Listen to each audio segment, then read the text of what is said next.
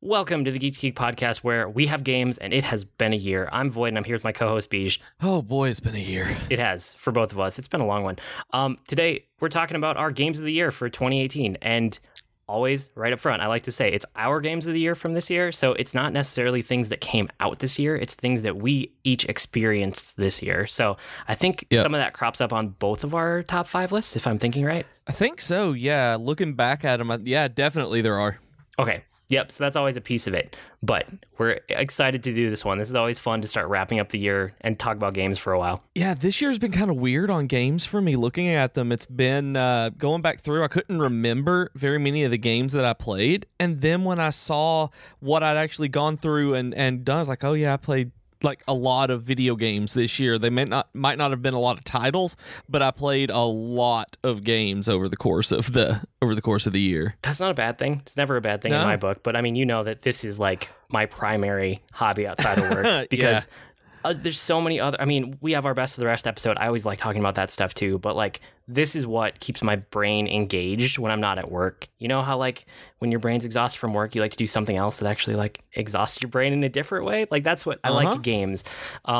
So it's not surprising. Just like last year, I have my honorable mention list subdivided by category because I play a lot of games. So I think we should probably have you go first with your honorable mentions. Okay, so I'm actually going to start with my Jennifer honorable mentions because I've watched her play a lot of games. Like this year, I watched her play quite a few games every year. And I know that later on in the episode, you have some recordings of your family's best games of the year. Yes, and Jennifer's been out over the last couple of nights. When I got yours late last night, and then today, Jennifer hasn't been home for me to even get one from her. So I'm just going to kind of wing it because I know what they are. Earlier this year, Donkey Kong Tropical Freeze came out on the Wii U. Or, no, my goodness, it was already on the Wii U. Came out on the Switch. And even though we had played it on the Wii U before, the Switch version has the Funky Kong mode in it where it just kind of eases some of those frustrations about collection and moving into different areas, and it's awesome. I watched her play so much of this game, and I played a bit of it because there were times where I just wanted to do a level, or she wanted to show me something and wanted me to experience it because it was cool, and it's a magnificent port. Like, this is a great game. If you've never played one of the Donkey Kong Country, like, I don't want to say remakes, the sequels that have been modernized, their Tropical Freeze is just fantastic. I watched her play pretty much all of Lego The Incredibles, and I am so impressed by this game that I've been kind of disappointed with the last few Lego games I've played. Like, Lego Marvel Superheroes is wonderful, and the ones I had played that came before that are great. Just haven't been a big fan of like Marvel Superheroes 2 or the Avengers. I just could not get into those, and this one's great. Like they were back to form on this one, so I'm really looking forward to like DC supervillains, and I can't remember if there's another one that I missed between that, but Lego Incredibles was great. They just don't have enough DLC. Like they haven't released DLC levels yet. Just a little bit of minifig packs of character packs of the Pars on Vacation. So it's like I want more Incredibles levels to watch her play through. So like she had that day one because of the Incredibles fan that she is. Most of what she played this year is actually a mobile game called Toon Blast, and I laugh what even whenever is that? Like I saw that on here and I have no context for what this game is. Okay, it is just one of those matching puzzle games where you get different colored things. You match multiple pieces of the same color. You get an item like a bomb, it blows up others. More fall from the sky puzzle games, and there are different ways you have to blow up special kinds of blocks in the level. It's just one of those. But she saw an ad on YouTube with Ryan Reynolds in it talking about Toon Blast, and she was like, it was actually a funny ad, first of all. I actually haven't gone back and watched it. She was like, it's a funny ad. They paid enough money to get Ryan Reynolds to do a series of advertisements for their mobile app puzzle game.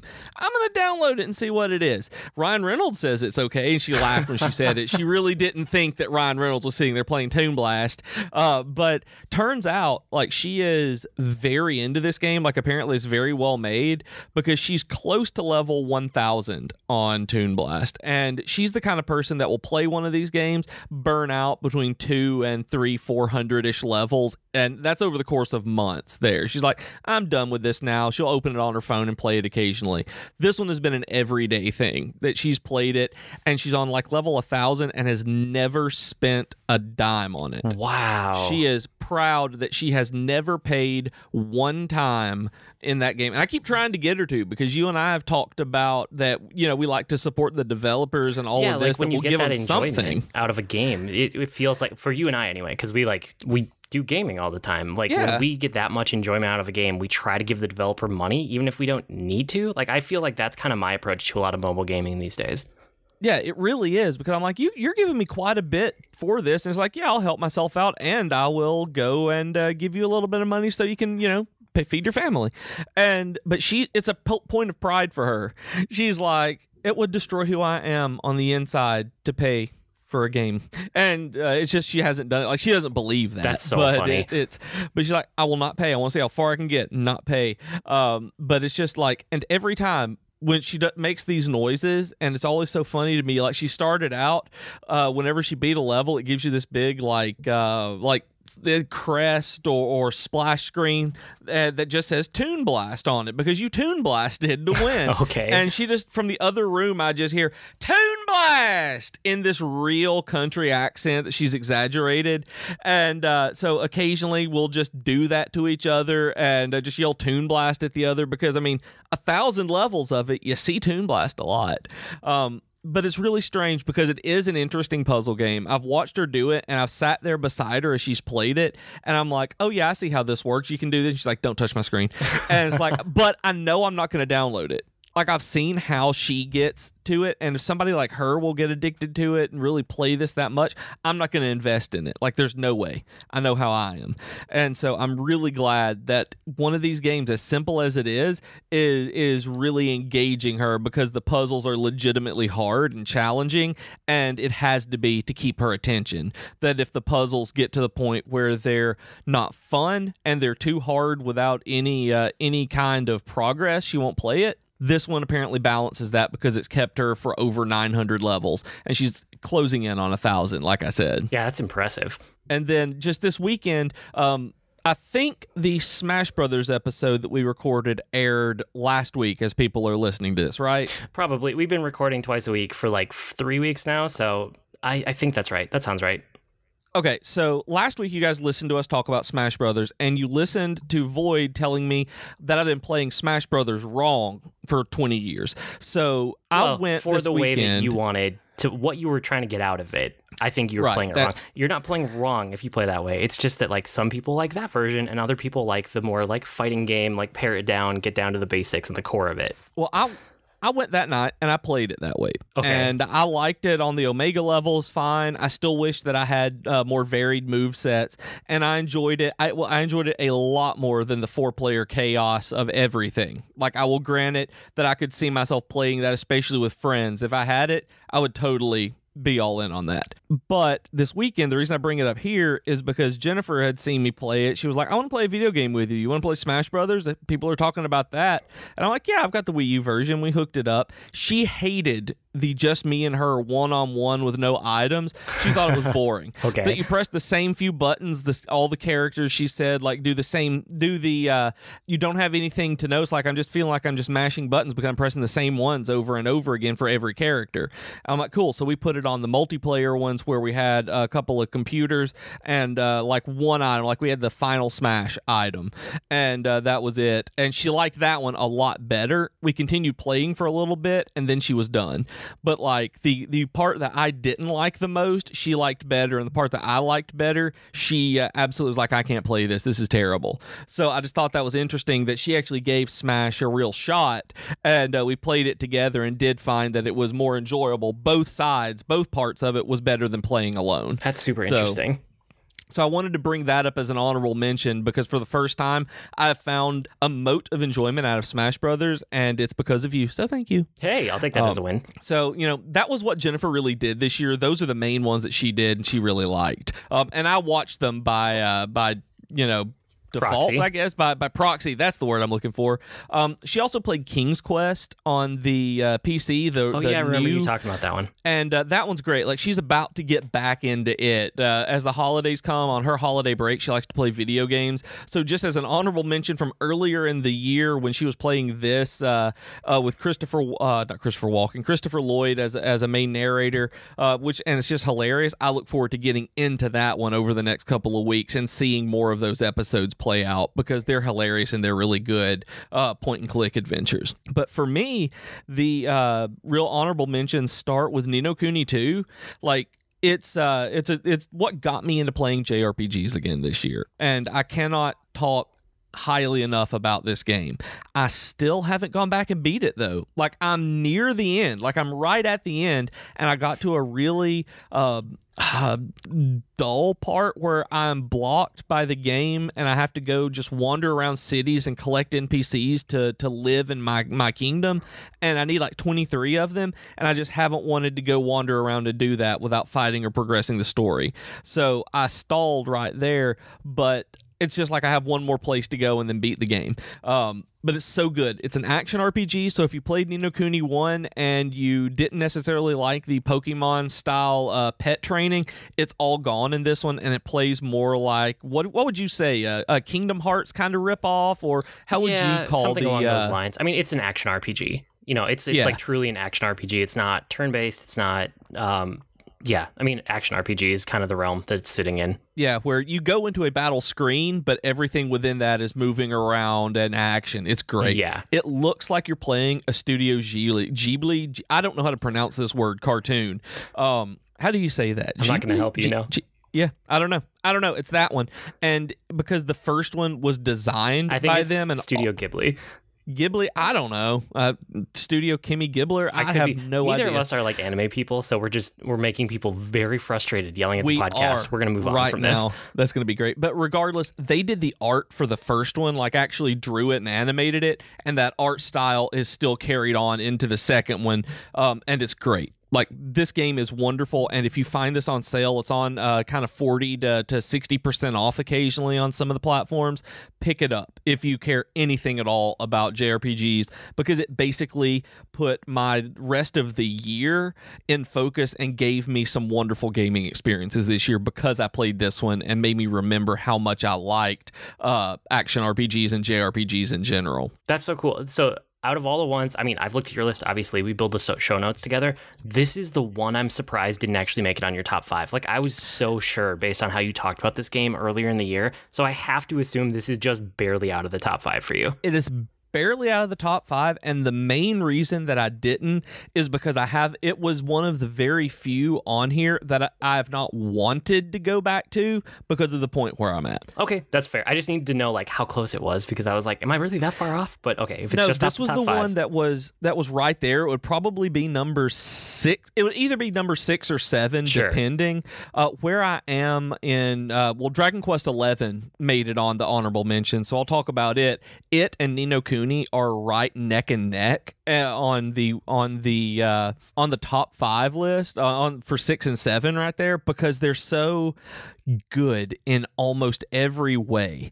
And Ni no Kuni just hit that one point where I just haven't wanted to go back and push through that, and that nudged it out of the top 5 for me, because when a game does that, I'm like, did I play something better that made me want to really just keep going forever? And I had a couple that did. But it's magnificent, like absolutely worth every penny and every second you put into it. And like I said, I talked about Dragon Quest 11. This year I've actually been playing through Dragon Quest games for the first time. Dragon Quest 8 was my first one. I got all the way through it this year because my friend Bobby was playing it, and I saw a screenshot of it on Twitter from the 3DS, and I was like, that looks fun. I want to play that, and went out and played it, and played like 60 something hours through it. It's brilliant. Dragon Quest 8 is wonderful, and Dragon Quest 11 is basically a straight successor to it. It is, I've talked about this in some of the podcasts just before this, so I won't go into a lot of detail on this one in particular, but it's still just Dragon Quest. It is a straightforward, traditional JRPG. The battle system doesn't have anything, no real pizzazz to it. It's just good JRPG story and good JRPG combat. And it is one of the prettiest games. Like Dragon Quest XI and Ni no Kuni 2 are probably the two most beautiful games that I've played this year, hands down. They are just gorgeous. The colors, the animation, you cannot ask for really a prettier, more aesthetically pleasing game than Dragon Quest XI or Ni no Kuni 2. So, Dragon Quest XI, Dragon Quest VIII are hands down places for people to get into this series, and just they're really good games on their own anyway. I look really forward also, part of the reason that I'm kind of saving Dragon Quest XI is because I'm about 17 hours into it, and 17 to 20-ish hours into it, and I'm not able at this point to play it for a very long period of time before I want to do something else, and part of that is because it's so traditional that I've wanted a little bit more interactiveness while I've been playing lately, and so when I get into the mood to just sit there and do that, that's what it's for, and that's what it excels at, and it's perfect at that. And so I'm probably going to play it if they do a Switch release of the 3DS version, which is kind of what I'm expecting. Oh yeah, I could definitely see that. And because they said that they were coming out with it, it's going to be a special edition or special version, which I think is just a port of the Japanese one, but they haven't said probably, it. Yeah. But those are the honorable mentions of JRPGs. I did play some MMOs this year. WoW Battle for Azeroth came out this year, really divisive in the MMO community. I thought it was wonderful that the expansion was great, and then I got done with it. Just like WoW, I gave myself 3 months, and it took me 2. I played WoW for 3 months, because I did do a subscription of the pre-game, of the pre-expansion stuff, and then made it to the 2-month period in the game of the expansion, and then I was like, okay, I'm good now, and I'll go back whenever some of the content patches are out. Still magnificent, still love the game for what it is, but I just can't grind in WoW anymore. Like, that's just not my thing. But playing it made me go play Star Wars The Old Republic again, and The Old Republic is a fantastic game these days. They have done a lot in terms of making it feel like more of a BioWare game. The story takes place. The story is forefront in this game now, and they're making it so that you can go through the dungeon solo. They're making it so that everything can be done playing it as a single-player game if you want to, and I think that's great. I actually think I might still have a subscription that's active to it. I should probably check on that. You should probably check on that, yes. I probably should. Like, writing that out, I'm like, I wonder if that's still coming out, because it's good, and I could log in and play it, but I don't have it installed on my new computer, which is why I don't know if I have one or not, because I haven't seen it and just been like, oh, I need to check and see. I have that done. I don't know. But writing that down, it's still great, though. The new expansion came out maybe a few weeks ago. They went back from the standalone stories that they've been telling about the Eternal Empire and a new bit of lore that they created, and are pulling it back into the Jedi now. And I haven't seen any reviews about the story or whatever, but I'm excited to actually play through that because it should be pretty fun. Then, speaking of Star Wars, like, what got me into playing The Old Republic was WoW on the MMO front, and then my friend wanted me to play the Star Wars Edge of the Empire RPG with them, like tabletop RPG, and we ended up, my trip to Spain in September ended up pushing our schedule off, and we haven't been able to get back together for it. Oh no, hopefully you can soon. I hope we can, and I really do. And Austin, the one who wanted to get us playing it, is actually up here for the next month, so I'm hoping that me, him, and Barry, the three of us who are playing it, can actually get together in person now, because he lives in Florida, West Palm Beach, Florida, so we were having to do it online, and we're finally all within an hour of one another, so, and he's up here for a month, so I'm crossing my fingers that we can probably get together and do some of that. That's awesome. But it's really good. Like, it's great. We talked a lot about it on an episode a while back. But again, if you want to play a Star Wars tabletop RPG and not have to deal with nearly as many issues that's come up with D&D in terms of math and complexities and rule whipping, the Edge of the Empire RPG may be for you, because it's based around storytelling more than anything else, which is what we love about it. And then that got me playing the Star Wars Galaxy of Heroes mobile game, which you still play occasionally, you said, right? I go through periods of playing it. I haven't lately, but there was a time earlier this year where I played it pretty solidly for like a month or two, something like that. Yeah. That's about what I did for it too. It got me playing that one of those 5v5 arena games or maybe idle RPG. Like I don't actually know what genre it actually is. It's not really an arena game because that's more like League of Legends type of, Dota. Yeah. That's like arena. This is it's kind of like 5v5 kind of turn-based RPG type of thing. And it's really fun. Like I really like the game, but after about 2 months I kind of fell off of it and started playing Marvel Strike Force, which is the same game but with Marvel comic characters, and I'm going in on 3 months of daily logins on this one. So it's fantastic. Like it's prettier than the Star Wars one, and that doesn't have a lot to do with it, but the game just has a more slick, smooth feel to it. And as much as I love the Star Wars, or as much as I love Marvel anyway, being able to play as Miles Morales now is what I'm working on getting, and playing with the Avengers, and I've got the Defenders. And when I was watching Iron Fist earlier this year, I was able to recruit Iron Fist and send my wife a picture and just say I'm the immortal Iron Fist, and like make her mad because that was what she heard every time she walked into the room while I was watching the show. So like I'm still playing this. Like I was playing it 5 minutes before we started recording this because my energy had refilled. And it's one of those where I spent just a little bit of money on it because I like it, and I don't feel bad about it. And I've gotten a lot of enjoyment out of it, but that is probably the number one mobile game that I'm playing right now, just with it doing, being there for me to idly make sure that everything is going. I've used all of my energy. I'm recruiting my characters, and it's something that I don't feel is a chore like Star Wars Galaxy of Heroes felt like, because there aren't nearly as many individual systems that you have to go through and make sure you do every single day. This one's just like, okay, I'm doing this, and like, hey, okay, I finished my daily stuff. I'm moving forward. I got some cool characters. I built them up. I'm good now.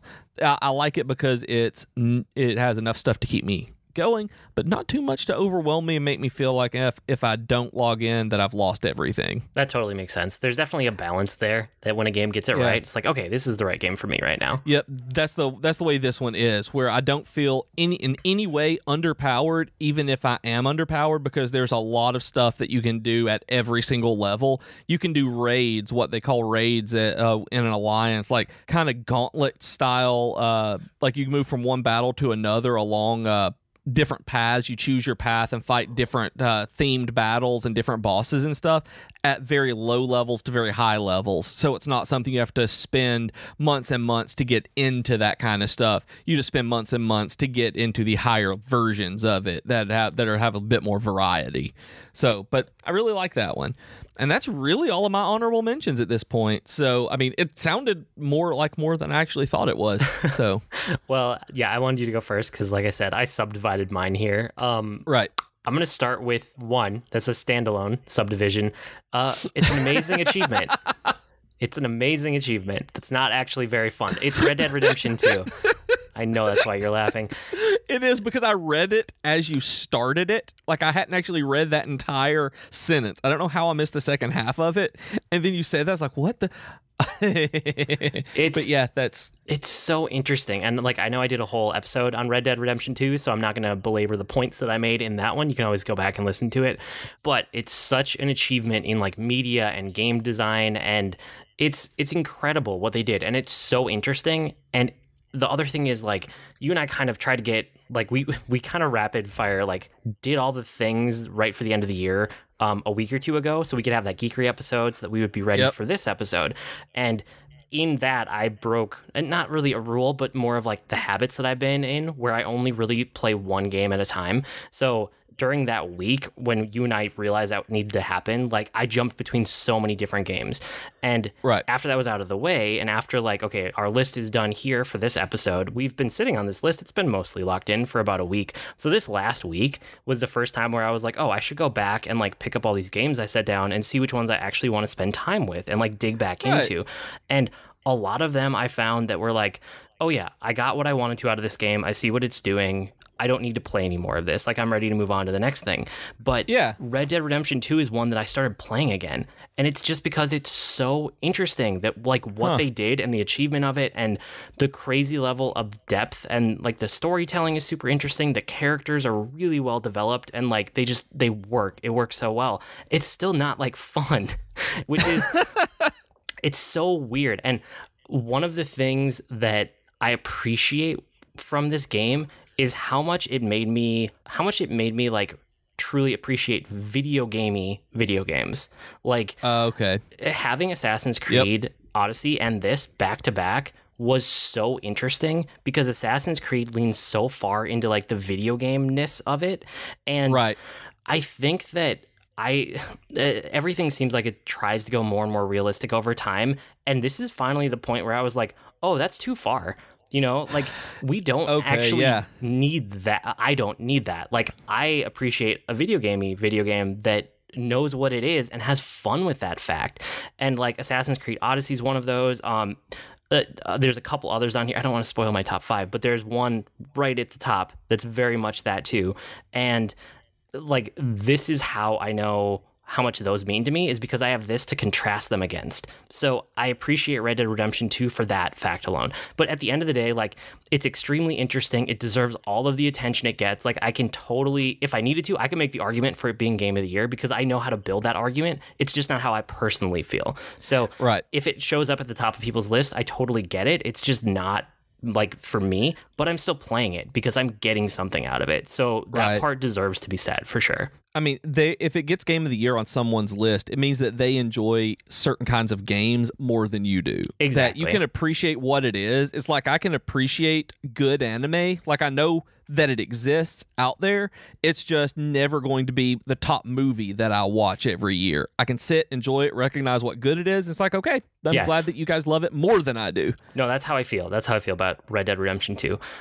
So the next category, these other ones actually have more than one game in them, I promise. So multiplayer games that actually hooked me this year, which is always interesting because I barely ever like multiplayer games. I bounce off of them almost instantly, you know, within like an hour. Generally, if I try one. So I have to say Fortnite because, like, for the amount of times that Fortnite kept coming back up in our discussions, I mean, I haven't played it in months at this point, but the first half of the year, like, I kept going back to it over and over again. And like, it hooked me for an entire season in there for a while. It got its claws into me and I really enjoyed the time I had with it. So like, I have to acknowledge that. I don't know how much I'm going to play it in the future or if I'll really go back to it truly ever. Whereas like Overwatch, you know, that was up on our games of the year list a year or two ago. I still go back to that one. That's still on my evergreen list. And Fortnite hasn't really made it into that rotation, but I loved it for a season worth of content. So I have to acknowledge that because it was so fun for that time that I was invested. And I can completely see why other people are still into that game the way that they are. And I actually went back. I was telling you this before we started recording. I actually went back and installed Fortnite again this week on my new computer. It was a new season starting. I could play it, you know, with the way it should be played, where I'm not worrying about any kind of system lag, any kind of performance issues, and it's fine. It's still the same game for me. It's like I gave it a real shot again. I was like, I'm going in with let me actually do this, and it's fine.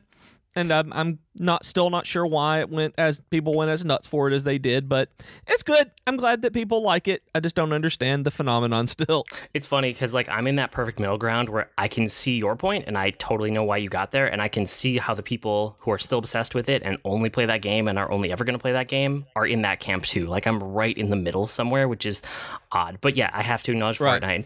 Another one for multiplayer games this year. ESO, so Elder Scrolls Online. I came into this game very late, and I didn't expect much from it, which is probably one of the reasons that it worked for me. Like, I had no expectations. And I found a compelling MMO that feels remarkably like a great single-player Bethesda game. So, like, yeah, it's really good. This is almost my counterpoint to Fallout 76. Like, as much as I bounced off 76 and was disappointed in it, this game completely blew my expectations out of the water, and I loved it. And I think this is one of those that it's only a matter of time till the right expansion comes out, or I'm like, oh yeah, I just need something to do, and I'll go back to it and I'll subscribe for another couple months. Like, this is sitting there kind of on the back burner list, but I fully anticipate going back to it at some point. And I'm glad about that because I've been wanting you to play this for a long time because I liked it early on, but didn't like it enough to really make it my online game, I guess I should put it. It wasn't my online life. And I went back this year and actually bought it on the PS4 and tried the Warden class like you told me that friends had told you to. And I like it, like it's great now. Like it's so much better than it was even then when I liked it. So it didn't make my list of things, but I'm glad that I have it there to be able to go into anytime I want. Yeah, no, it's really good, and like I said, I'll go back to it again at some point, but I like it. Like, I liked it a lot, and I had no expectations, and it more than met those and blew them away, and I was very impressed by that game. The last one in this multiplayer section is Dragalia Lost. So I know I've talked about this a few times, but the main thing is that I keep playing this game. Like, I've been playing this game since it came out. I don't think I've missed a day. I think I've logged in every single day since this game released. And it has completely hooked me, and it's perfect. It's hitting that middle ground for me that it's like enough time. It's interesting enough, and it has its hooks in me where I want to do a little bit every day, but it's not like I need to put hours into it or I feel like I'm missing out if I can't do like absolutely everything. I think it might be kind of how you feel about Marvel Strike Force, is that where I'm at with Dragalia Lost. And this game was sitting at my number 5 on this list for like a month, maybe, as we've been building it. I noticed that. Yeah, this is the one for me that's just off my top 5. Like, there was a last minute addition to my list that ended up being number 1 that was totally unexpected, and it bumped this game. And I'm kind of sad about this. So this is my number 6. I can definitely say that. I'm not even hesitant about it. I just love Dragalia Lost. It's so fun. It's a mobile action RPG from Nintendo, and it just kind of works for me. And it's very good. I liked this game where I was playing it, and I don't think I think I've narrowed it down to why I bounced off of this one. I don't like the Nintendo style of microtransactions that they do. I don't like that kind of draw system that you have where you end up, I don't even remember what they call it there, where you're combining to the way things. That Fire Emblem Heroes works. Yeah, I didn't like it, so I think that's why it's like, okay, it's got this kind, and that was what made me not get as far into it as I actually wanted to, because it's a very good game. That's completely fair, though. Like, I can see that part of it. Another section here of honorable mentions are games with nostalgia, or like smart iterations on existing series that kind of go together. Pokemon Let's Go Eevee, which we already talked about a ton, so I'm not going to dwell on it here, but it was really fun. I loved it. I beat that game. Like, I still think it's a great game for anyone that's interested in JRPGs to get started on. And you still think that it's your favorite Pokemon game overall? Yes, I think so. I really like the balance that it struck, and I hope that a lot of those, like, removing player friction and a lot of like the things they smoothed over, I really hope those make it into the next mainline game. And I've been meaning to ask you about this because I completely forgot about it when we've talked about it before, and I haven't even looked it up online. But initially when they announced it, they were saying that it was going to integrate with your Pokemon Go account. How does it? Like, did that ever make it in? Yeah, so you know the Safari Zone in the original? Well, of course you do. You've played the games. Right, yeah. So instead of a Safari Zone, they have this thing called the Go Park. And basically, like, once you get there, because it's later in the game, it's like probably 3/4 of the way into the game before you get to that part. Just like Safari Zone, it's like the same place.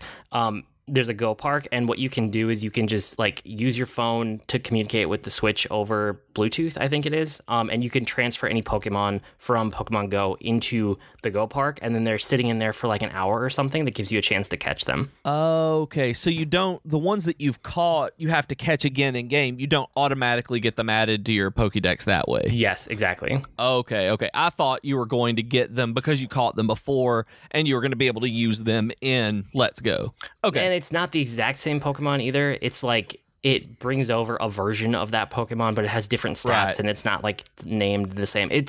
But if you have a species that you've caught and you want to bring it across, you can do that. Right. Okay. So if I have a Raichu, I can put Raichu in there and go catch him. Yes, exactly. You got it. Okay. Cool. So another one on this like nostalgia and iteration list, Tetris Effect. Like Tetris Effect, I still keep playing it, but I only play it like 5 or 10 minutes at a time. It's a Zen game. You get into a flow state, and it's just kind of chill, which I probably need more of in my life with the way that this year went at work. Work's been insane. And this is one game that like made me not disconnect, but it gave me enough to just focus in on it and get into that like flow state. and, just kind of relax in an interesting way. Yeah, I mean, I know exactly what you mean on it. Like, I know that kind of game. I keep seeing Tetris Effect in places, and it's one of those that if I ever sat down and played it, I would spend hours playing it because I love Tetris. I love games like that, and it does look super chill.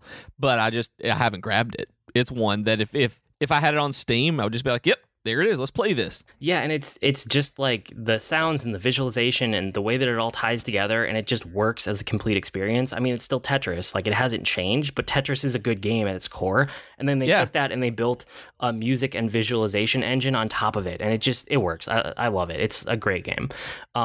Another one in this category, Smash Brothers Ultimate, which we just talked about last week. I think, if I'm remembering the order of episodes airing correctly. I think right. Yeah, and I've had a ton of fun playing that with my kids, and just like I still love Smash. Like, I've always loved Smash, and I'll buy every one when they come out and play it for a while, and then whenever my kids want to play. So it's great. I loved it. Bloodstained Curse of the Moon is on here for me. It's interesting because this is the first Castlevania game that I've ever beaten, and it's not even technically a Castlevania game. Like, it is by the creator of Castlevania, and then he took that and he was making Bloodstained, not Curse of the Moon. It has a different subtitle, the one that got kickstarted, and it's like modern consoles and all that. And then as a side project, his company made this, which is like a reinterpretation of the 8-bit era version of Castlevania. So it is Castlevania without being Castlevania. And I beat it. It was great. Like, I love games that do this, that tackle what it felt like to be in the 8-bit era without actually having to get hung up on all the things that you got hung up on in the 8-bit era. That both sounds appealing to me and not appealing, because like we talked about before, like I went back and I heard so many great things about Shovel Knight, and so I got it on the 3DS, and I didn't like it nearly as much as everybody did because it still felt just enough like the older ones that I was like, this one doesn't feel quite modern enough for me to fully enjoy as a platformer. And I think that's the way this one may feel after watching a bunch of streams for it. Yeah, I could see people landing there. It's just that it landed perfectly for me. So it was a great game. I beat it in like a day or like 2 sittings or something. It was super fast, but it was totally worth my time and effort and money. The other one in this, like, this is more on the smart iteration category, Assassin's Creed Odyssey. Like, I can't not mention it. It's a series that's on its way back into my good graces, and it didn't make my top 5. I don't love it that much, but honestly, like, if we were to expand out our list, this would probably fall into like my number 7 spot, right under Dragalia Lost. The story became like so good in the wider context of the series, but they hid so much of that at the end game. Like, you can hear this if you've listened to the episodes across the year, how my opinion of this game changed through like continual play, because I probably put 50 hours into it. And I'm so disappointed that they hid so many interesting story beats and elements at the end of the game that people are never going to see, because you know how many people bounce off of open world games. And this is actually like one of my favorite open world games of the year. It's perfect in that level of video gaminess. And I didn't realize that until I had Red Dead Redemption 2 and Fallout 76 right there to look at, like right back to back after this game came out. And then I looked back at Assassin's Creed Odyssey and went, oh, I actually like that a lot more than I thought I did. Now that I have these other like comparison points, I was like, yeah, it's on its way to becoming a game that I really like again. I'm so resistant because I liked the old version of Assassin's Creed games so much that it's taking me a while to get there. But I think that they are developing and coming a little bit closer to some of the things I like, and I'm being more okay with it over time. So this one totally worked for me. And this is one I actually thought was going to be in your top games of the year, that it was going to be in your top 5 because of how it had affected you across your playthrough. As it grew on you and you realized so much more was there than they initially let on like there was. Yeah, and like I said, it's just off the top. It's probably number 7 if we're extending our lists out. I'd be okay with it being in that spot. Give it another iteration cycle. I'm really interested to see what happens with the next 2 Assassin's Creed games, because I liked this one a lot more than I liked Assassin's Creed Origins, and the next one on the dev cycle is from the Origins team, so we'll see how I feel about that. But the game after that will be from this Odyssey team, and that's the one that I'm really looking forward to, I think. What are the areas, what era are they going with the next 2? Do you know, I don't know. yet? It's not Have they announced? Nope, not yet. we'll have to wait and see, just like everybody else. Lame. I know. The last section on my honorable mentions here are games by smaller teams. So some of these are indie-ish, some of them are just smaller team sizes, but all of these are extremely worth your time, and they're easy to overlook because they come out from small teams with small marketing budgets. Into the Breach, this is my tactics game of the year. No hesitation. It's smart and it's elegant in its design, and I want it on mobile so bad. I know it's out on Switch, and I can recommend it there because that would be a great fit for it, but I want it on mobile because that's where I would play a ton of it. Oh, I didn't actually know it was on Switch yet. That's awesome. You should maybe pick it up if you're interested. I should, because that one, looking at it from everything you've said and then looking it up, the Switch would be about a perfect platform for it, if not on mobile. It has smart and elegant tactical systems, and it's wonderful. If you're like a tactical gamer at all, you should get into the Breach if you don't have it already. Slay the Spire is another one in this category. It is a very smart deck building game, and again, I wish it was on mobile because I played this game to death right when I got it for like the first week, maybe 2 weeks, and the only reason that I'm not absolutely addicted to this game is because I have to go through the friction of like, okay, is my computer on? Let me boot up Steam, and then someone else like is distracting me. If I have it on mobile and I can always just play, I would be playing this game so much. So Slay the Spire is great if you're into deck building games at all. Like, you got to pick that one up. Frostpunk, which I talked about earlier in the year, this probably had the biggest emotional impact on me out of the entire year. Like, the feeling of cold and oppression and trying to survive in this harsh wilderness where you're not really fighting against other people, you're fighting against the weather and the elements, and being from somewhere that gets completely frozen in the winter. Minnesota, like, we make fun of it, but it's true. Once you get around like January, February, everything here is cold. And like, I've never had a game capture the feeling of like a winter deep freeze in the way that this game did, and everything from like the sound design to the visuals to the just everything. Like, it was oppressive to play, and I'm so glad I played it in the summer and not in the winter, because I feel like I don't know if I could have done that. But it was amazing. I know exactly what you mean, though. Jennifer and I were planning our wedding, and we started watching Battlestar Galactica, and it was too much stress to continue watching that TV show and planning a wedding at the same time. Like, I totally understand where it's like, nope, too much. Nope. Yeah, so anyone who lives in a cold winter climate, I would not recommend this game in the winter, but everybody else, you can pick it up anytime, and people who are out there like me, just wait till the summer comes around, because it's really good. It's really good. It's kind of like an RTS base builder, I guess, but that's not why it left an impression on me. It's really like the feeling that it brought to me. Return of the Obra Dinn, which is fairly recent, that I checked out in the last few weeks here. It, like, who knew that logic puzzles could be this fun, right? Like, I didn't think that being an insurance adjuster in the 1800s-ish would be like one of the best characters of the year. It's maybe not best character, but like best role that I stepped into this year, the oddest role that actually worked for the game, and figuring out who killed who, when, and how. And it's just like, triangulating across all of these points based on limited information and using your intuition and your logic and all of that. Like, this game was a puzzle, and it made me think, but I loved it. I loved it, like, start to finish. You can't really replay it because now I know all the solutions, but if any of the things I talked about in it sound interesting to you, I highly recommend it. And this is one of those where I rarely say to go watch like a playthrough of it, but if you're not the type of gamer that can play a game like this, I would check out a stream or a Let's Play or something, because it's so fascinating. So yeah, Return of the Obra Dinn is right up there for me. I actually saw, like, that would be, when I saw videos of it, I knew that would be how I played this game. Like, if I were to, well, that would be how I experienced this game, because I don't think I would actually want to play it.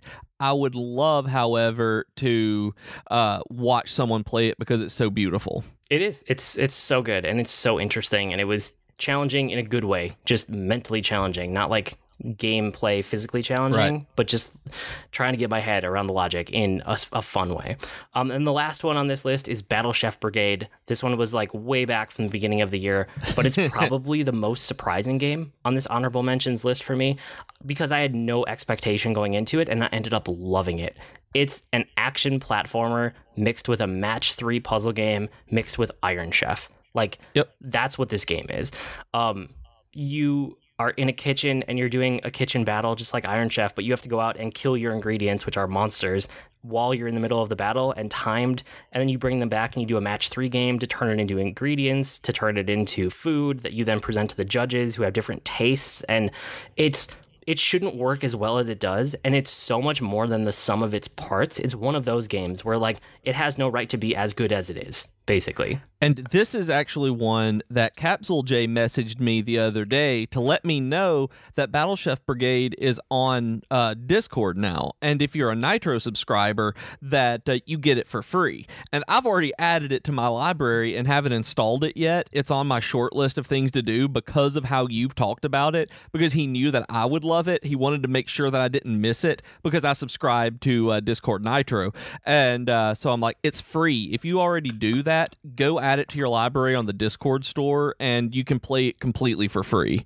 That's awesome. And it's a game with so much heart, and I ended up loving it for what it is. And this was one that I debated, like, getting into that top 5 if I could, like, swing it. And it didn't quite make the cut for me, but it's right up there, you know, in that, like, 7-8 range, somewhere in there for sure. Like, it sounds so weird and cool that, like I said, I've got it in my library and I see it on Discord to install every day. And I'm like, I need to do this. I need to do it. And then I got distracted by different games recently, so which we'll talk about here in a minute. Yep. Okay, so before we get into our top 5, that's it for honorable mentions, by the way. We usually don't plug a ton right now during the holiday season, except for reviews, because we don't ask for them the rest of the year. So reviews help spread the podcast far and wide. It's like the easiest thing that you can do to actually get the word out about the podcast and let more people know that it exists and that you like it. So a couple times a year, we ask for reviews. If you haven't left a review, please do. On iTunes is the best place, you know, the Apple Podcast app, any of that kind of stuff. But really, any podcatcher you're using, if there's any way to thumbs up it or star it or review it, please do. What else should they know about reviews? They help more than really anything else for small, non-commercial podcasts and books and anything like that. If you give a review, people will really take that into consideration when choosing it. So it is, if you don't, you know, donate to the Patreon, if you don't retweet anything ever, if you can just click on a star rating, that is actually more helpful than anything. Yes, to be able to promote us and help us. So please review if you haven't. We would greatly appreciate it. And for those of you who have, I've been keeping an eye on at least the number of them because I haven't been able to read new ones. But I've noticed that some of you have been going out there and doing that. So thank you so much for doing that. You did not go unnoticed. Thank you. It means a ton. So before we dive into our top 5, we have some special guests that I got to interview. So we're going to have that happen right now. I'm here with my special guest, my first special guest, my son. Say hi. Hi. So what was your favorite video game of the year? Super Smash Bros. Ultimate. And why was it your favorite game of the year? Because I like to play it with my sister. You like playing it with your sister? Yeah. That's good. What do you like about the game besides just playing it with your sister? Even if that's the best part, what else do you like? That there's so much characters that he can't even pick which one to choose. You can't even pick which one? If I asked you what was your favorite character, what would you say? Who's your favorite character? Pichu. Pichu? Why Pichu? Because once I went crazy and my sister couldn't even catch me. Wow, that's good. Would you recommend Smash Bros. Ultimate for other people to play? Yeah. Okay, good. Thank you for giving your video game recommendation of the year. Bye. Bye. You did a great job. Okay, I'm here with my second special guest. This is my daughter. Can you say hi? Hi. Hi to everybody in podcast land. I heard that you have 3 games of the year prepared for us. Yes, I wrote them down on Post-it notes. I know, you're very prepared this year. I'm impressed. Why don't you start with number 3 and we'll work our way towards number 1. Okay. Okay, what's number 3? Pokemon Let's Go Eevee. And why is that your number 3 game of the year? It was like a good concept, like a good game until I found out like other games and I kind of got like distracted with those games, but overall it was like a cute game. It was like 3D Pokemon. I liked what it looked like the sound effects and a bunch of stuff. Oh wow, so there's a lot of different things. And then, hey, you got distracted. We all get distracted from games sometimes with other games. Yeah. Did you like capturing the Pokemon and going through the story? Yeah, it was basically like Pokemon Go mixed with like video game Pokemon. Yeah, like the other Pokemon, because you've beaten other Pokemon games, right? Yeah, and you hold the controller up and throw it. Throw a Pokeball, and it connects to the TV, which is really cool. And if there's 2 players, which is also really nice, you can do a double catch and make it like Rainbow Pokeball. Yeah, for co-op mode. That's fun. You and I did a bunch of that, and you did a bunch of that with your brother, too. That was awesome. And this person here beat the Elite Four, so he basically beat the game. Good job, me. Dad. You're talking about me. Thank you very much. What's your number 2 game of the year? It's covered up. It's Super Smash Bros. Ultimate on the Nintendo Switch. And why is it your number 2 game of the year? Even though I don't really like it on the Wii U, it's a really good game. There's a lot of new characters, and I like how you get to unlock spirits in a spirit mode, and there's like an adventure mode, and you unlock characters throughout your gameplay. So there's a lot of modes, and that you like them. Yeah. What do you like more about this compared to the Wii U one? Because you didn't like the Wii U one as much, but you seem to be playing this one a lot. Well, could I tell them my main character? Yeah, of course. My main character is Bowser, and for some reason, instead of with the other characters, I think that I like Bowser the best because for some reason I feel like with Bowser I have a super good grabbing technique with Bowser for some reason, and I don't really know why, and I really like Bowser. So you finally found a character that clicked with you. Yeah. Yeah, that's awesome. You do have a really good grab and throw technique with Bowser. I'm very impressed by it. So, you can bonk your opponents in the forehead and do like a ground pound or like your belly flop on them. Also very important points when you're playing Bowser. So, what's your number 1 game of the year? Drum roll. Animal Crossing New Leaf Welcome Amiibo. And why was that your game of the year? Even though that I already played it, I started to play it again. Yeah, you replayed it. First up, there's a bunch of fun and sometimes new, most times old animals. They have really fun chats and a bunch of things to talk about. You can just talk to them over and over, and sometimes they will even give you requests. So you like checking in with the characters? Yes. Okay, excellent. Especially around this time because I need to know what they want for Toy Day, aka Christmas. Oh, that's nice. What else do you like about the game? I like expanding my town. Yeah. Even though that your town stays the same, a bunch of things on Main Street could expand, your house can expand. By the way, I just got a house expansion. That's awesome. I know, you've been working really hard to keep expanding your town. I'm glad that you have fun growing it. Yeah. Yeah. What else? I know you had one other thing you really wanted to talk about.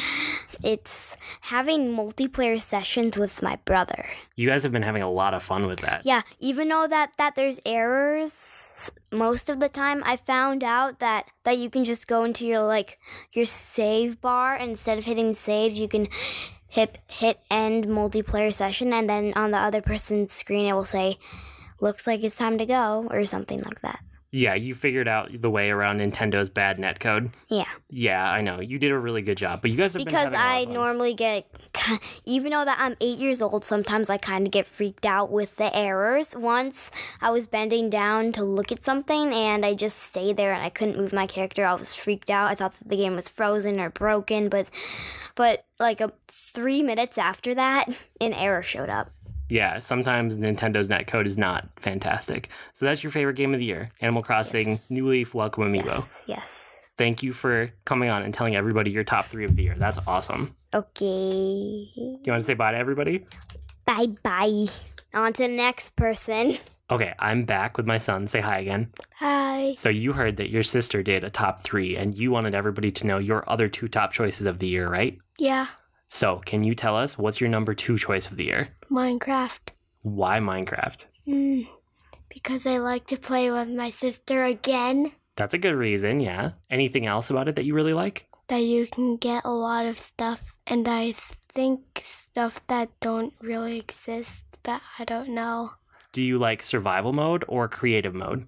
Creative, because you can do whatever you want. That's awesome. Yeah, you guys are really good at building stuff. So what's your 3rd top game of the year? Super Mario Party. What about Super Mario Party made you like it? Because of the mini games. Yeah, you guys loved playing mini games. You mostly did mini games without a whole lot of the actual Mario Party part. Was there one mini game that was your favorite one? Don't Wake Wiggler. What about Don't Wake Wiggler? It's pretty scary, and you have to pet him, and at a random time, he scares you. Yeah, he jolts awake and scares you, right? Yeah. Yeah, that one's fun. Okay, thanks for telling everybody your top 3 of the year. This was awesome. Yeah. Do you want to say bye to everyone again? Bye. Hello. Hello. You have to actually come closer to the mic. Hello. Hi. I can't say that the professor in Pokemon wants you to go on an adventure so he can bone down with your mom. That's probably... Actually, no, you could say that. I can say bone down? Yeah, that's acceptable with our rating on the podcast. Or get down? Yes, that also works. Get busy? All of these things work. Okay, I just can't say...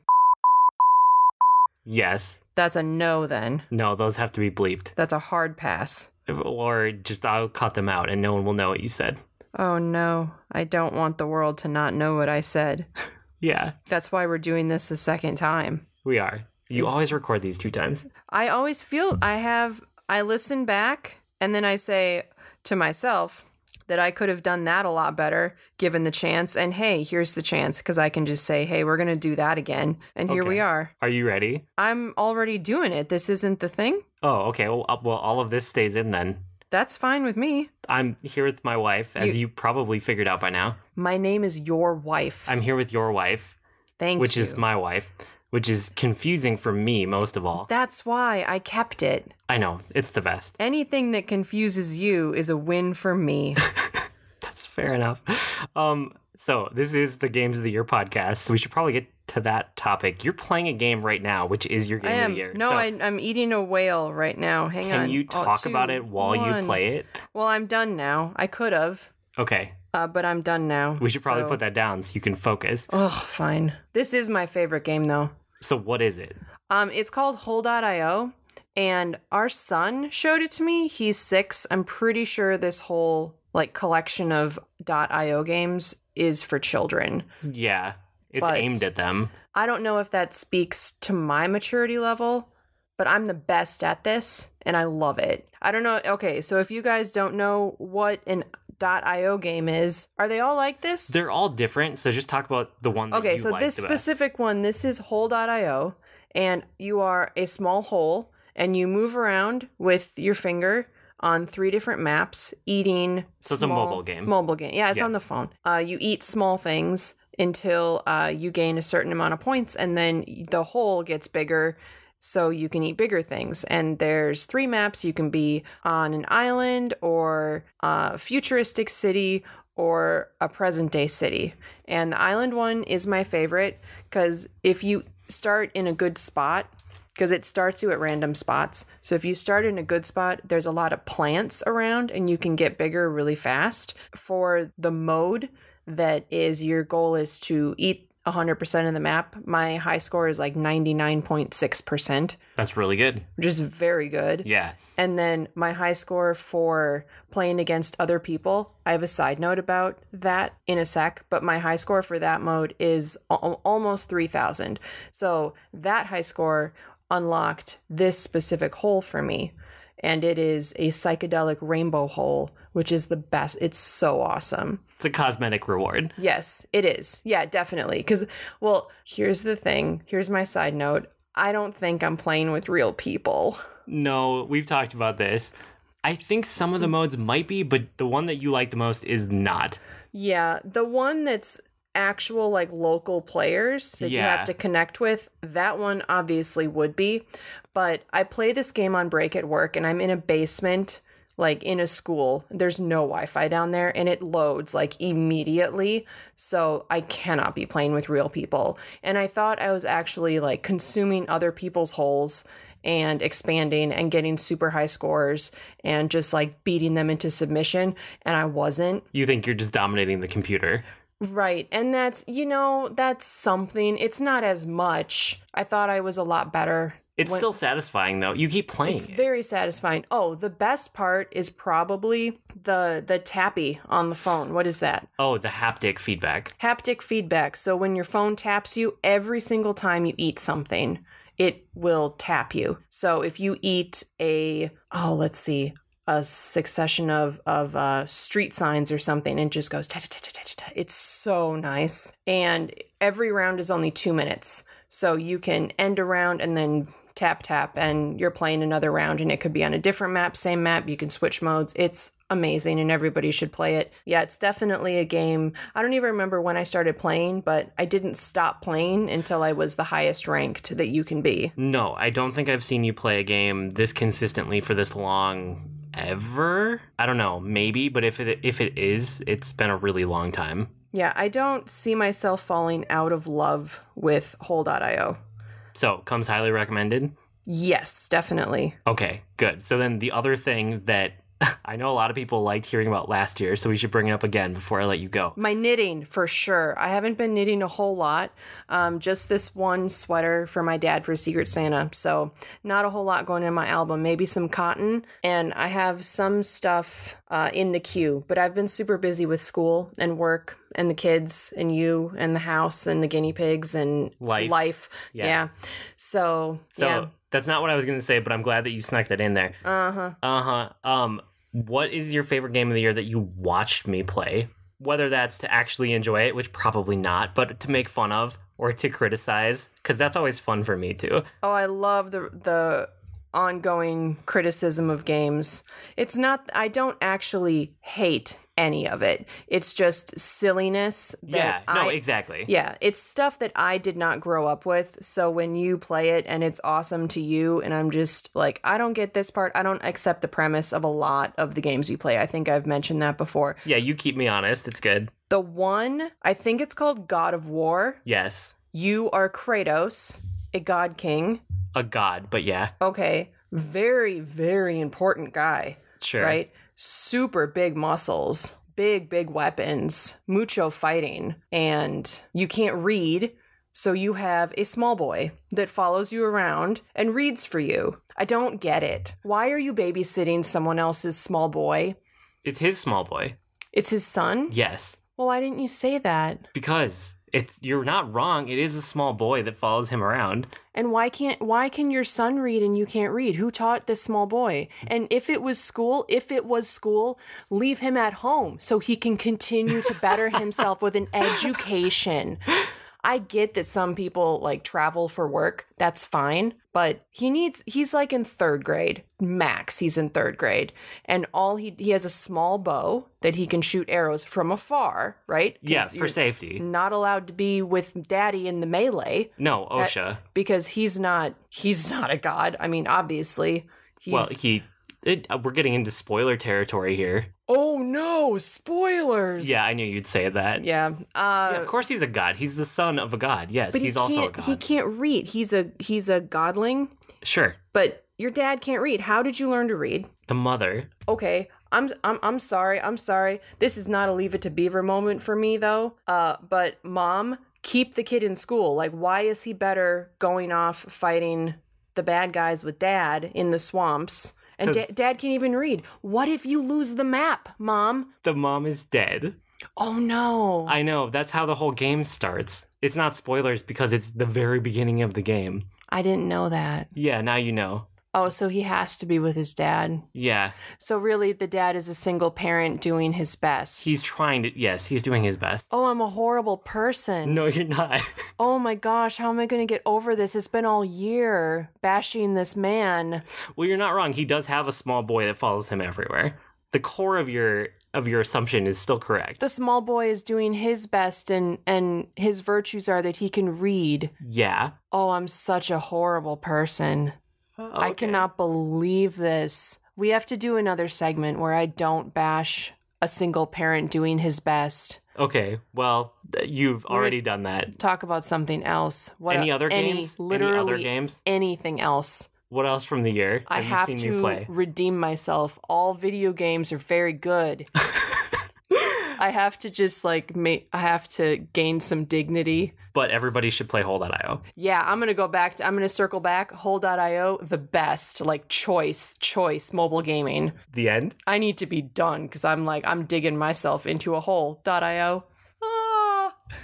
And we're back. I hope you guys like that. That's always fun for me. It's super fun to talk to my family about what they liked this year. And like my daughter came with a prepared list of notes this year. Like what even she's 8. It blew me away. Anyway, she is your daughter. I mean, there's no way that child was mixed up in the hospital. Like none at all. Nope, none at all. So it's time for our top 5 now. Do you want to kick this off or should I? Either way, whatever works best for you. Okay, well, we just talked about mine in real time, so I'm going to let you go first. Okay, so my number 5 this year is actually Bravely Default.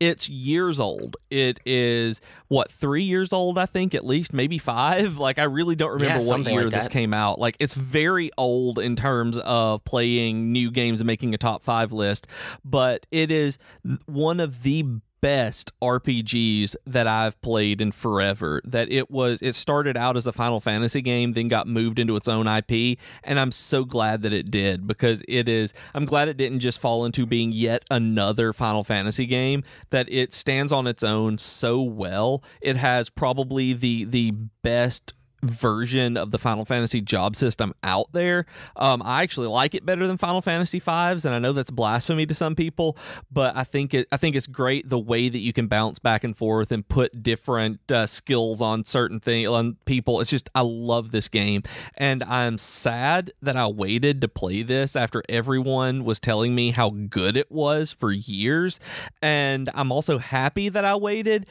because it has been a very, very hard year, and during some of the hardest times, I was able to carry my 3DS around and open and play Bravely Default and really escape some of the absolute worst times just for a few minutes.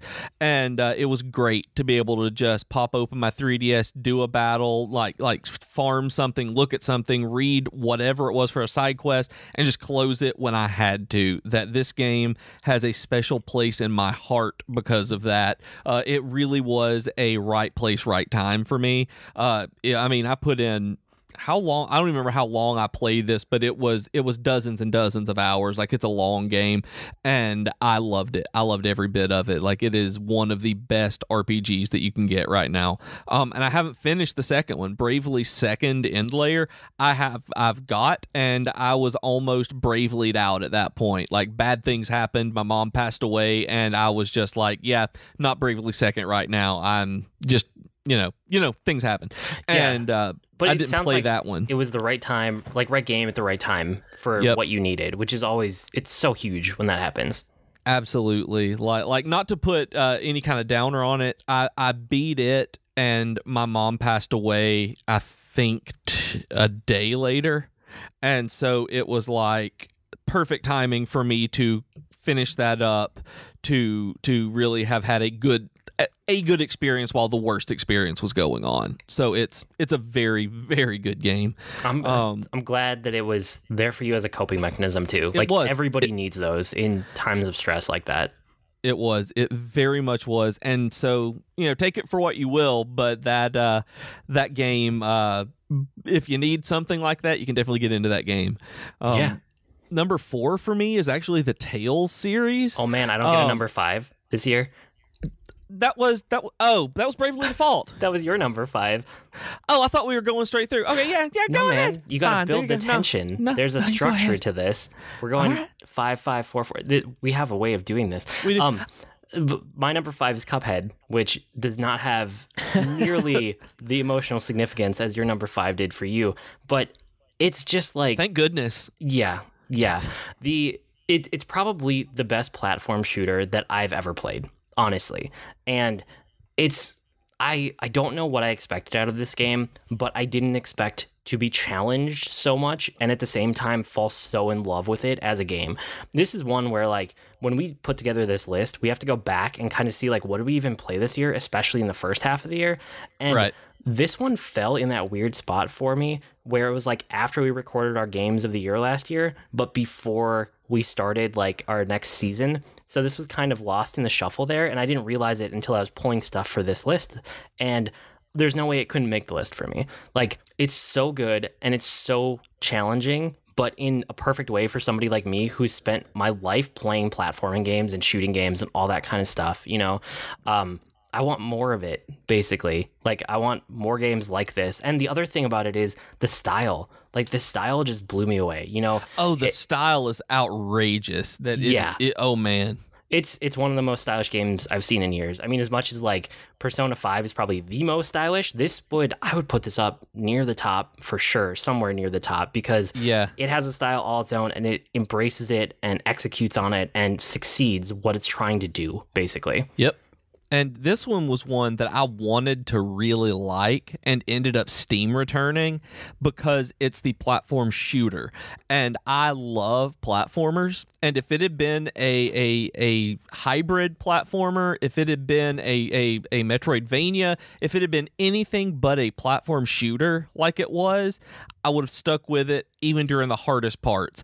But because it was a shooter, I just couldn't do it. Like, that was the part that actually turned me off of it, because those are the platformers that I'm the least likely to play all the way through.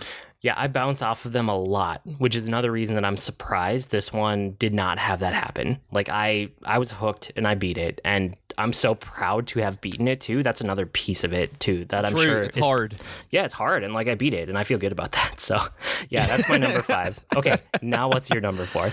Okay, so my number 4 is the Tales series, the Tales of series, that I rediscovered this year during my JRPG binge, that I didn't know this was a series until this year. That I thought these were all just kind of, they're named almost generically as RPGs and video games in general. That it's like, oh yeah, Tales of Symphonia, and then you have Tales of Destiny, and then it's just like, these games, they honestly kind of just, I played them and I never really thought about it being a series. And then this year I was looking around for the best games on the 3DS, and I really found, and the Vita actually, and Tales of the Abyss and Tales of Hearts came up. They were everywhere talking about how they were some of the best games on the systems, and I played through both of them, and I totally agree that the series as a whole is my number 4, because I discovered it this year and I played through 2 of the games.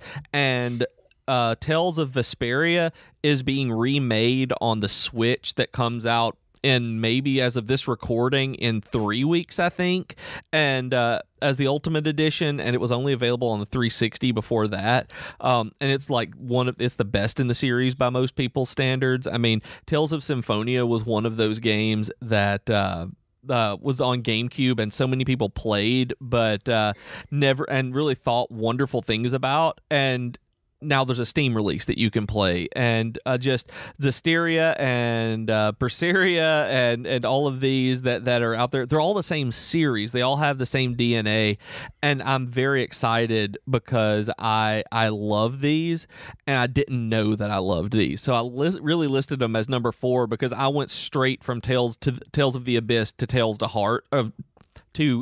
Hearts, and they're good. That it's not an RPG that's going to hit me emotionally. Like, they're good, they're fun, they're great RPGs, and that's why they made it here, because they're just well made.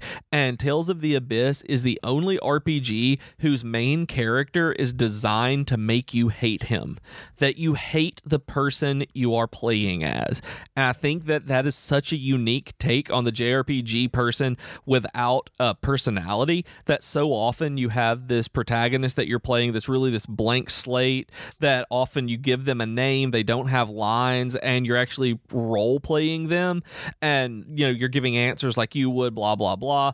No, this guy has a personality, and he is awful. That I am sure that if you started Tales of the Abyss, that you would bounce off of it really hard, because the guy's so terrible to read. Like, he's almost Dolores Umbridge bad, like painful to read, like, oh, what?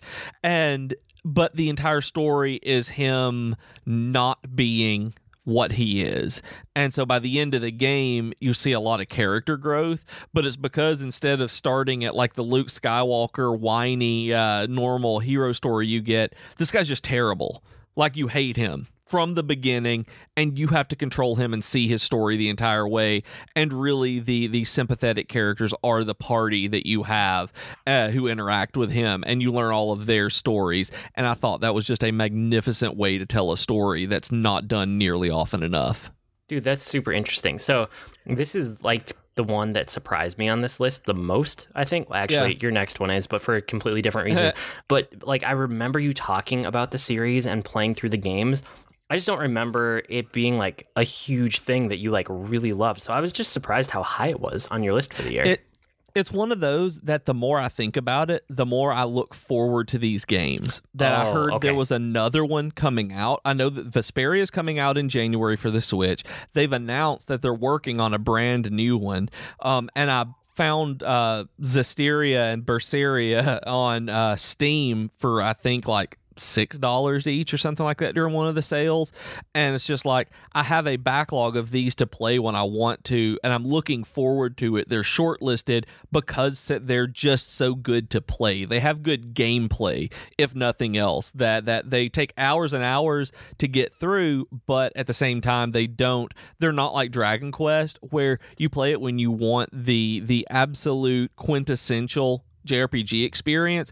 You play the Tales games when you want a kind of quirky but really interesting battle system because they're on a 2D plane even in a 3D world. So it sounds like this is the year that like your appreciation for the series really gelled.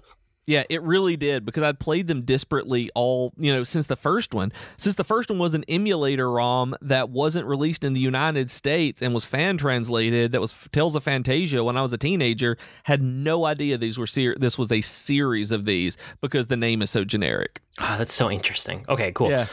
My number 4 was God of War. So right, yeah. I think everyone probably knew this was going to be somewhere in my top 5. The story of this game is really what pulled me through, even though at its core it's just like an action game, third person action game.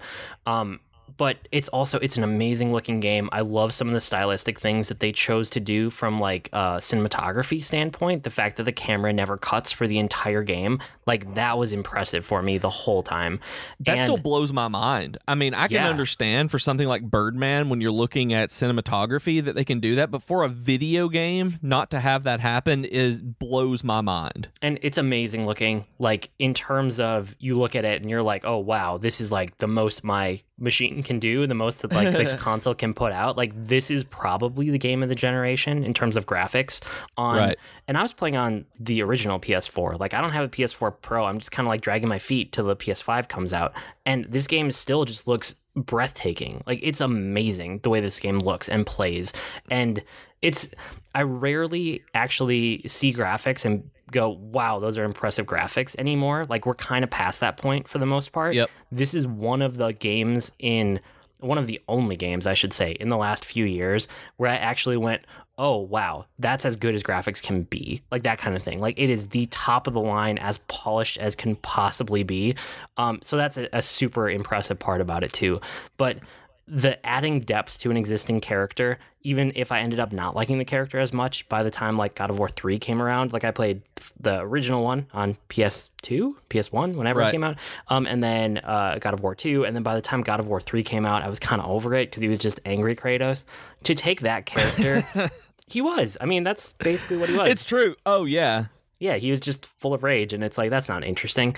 To take that character and to fast forward him in time and give him like a family and a son and see that he's changed over time, but still the core of him that used to be there is like something he learned from. They gave this character so much depth that I didn't think they would be able to execute it, and they absolutely did. And besides that, it's also a story about fatherhood, and that works for me. I mean, obviously, that's like a weak point for me, right? Oh, yeah, of course. Yeah. So it's a tale about fatherhood, and like the kid is only slightly older than my daughter. So it was just set up to like definitely this story worked for me. The game worked for me.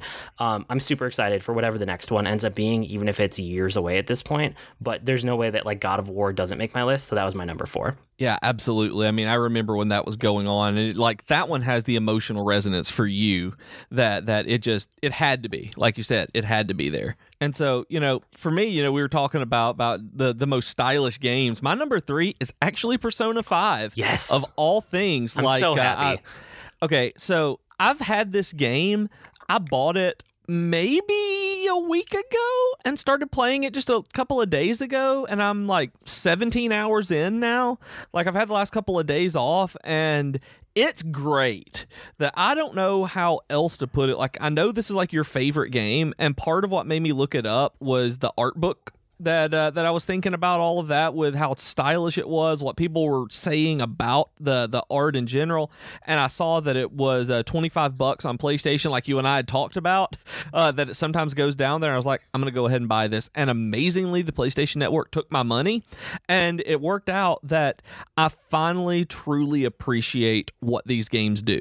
And I was hesitant to put it on here. I was hesitant to think about it because it's been such a recent thing, but it's made me start looking stuff up about the whole series. It's made me start looking into literally every game in the series and the Shin Megami Tensei games.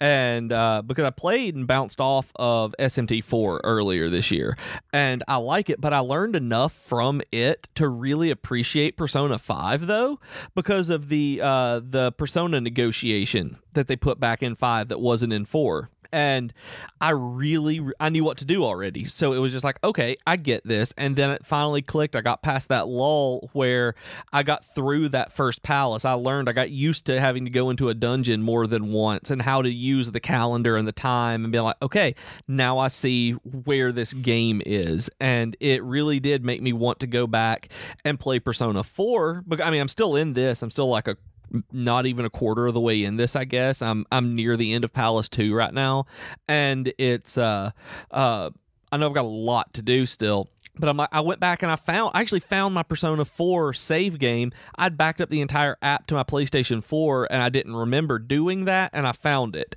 or my PlayStation 3, and so I downloaded it, and my save was still there, and I was only 3 hours into it. Wasn't as far as I thought, but it was still a good place to pick up right at the first castle in it, and so that was great. And then I've been looking up actually just different things about Persona 1, 2, and 3, and then the SMT games, and Persona Q on the 3DS. They're apparently just like 3 weeks ago was released Persona Q2 in Japan. Had no idea that existed until today. And it's like when I get interested because of one game and I start wanting to know about the others and the production and the fan base and everything, is like I finally figured this out after hearing so much about it that I understood and appreciated but never really got.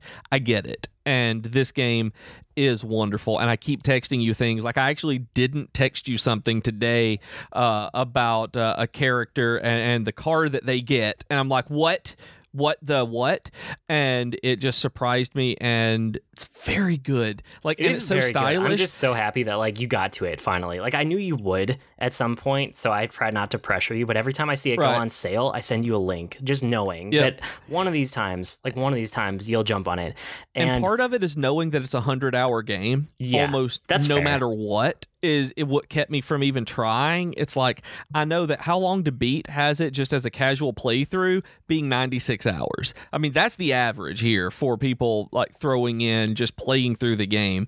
And I'm like, that is so intimidating. But I played through, I got maybe 5 or 6 hours in, and I was like, okay, this is not, I finally got past that initial bump on it feels so limiting, how is this an RPG? And now I'm like, I can see where all of the characterization comes in, how the social links really affect you, and it actually gives me much more of an, like I said, an appreciation of the rest of the series.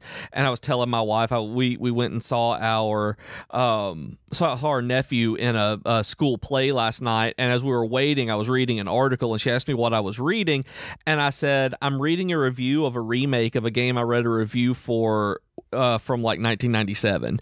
And she's like, what? And seriously, it was like I was reading a review.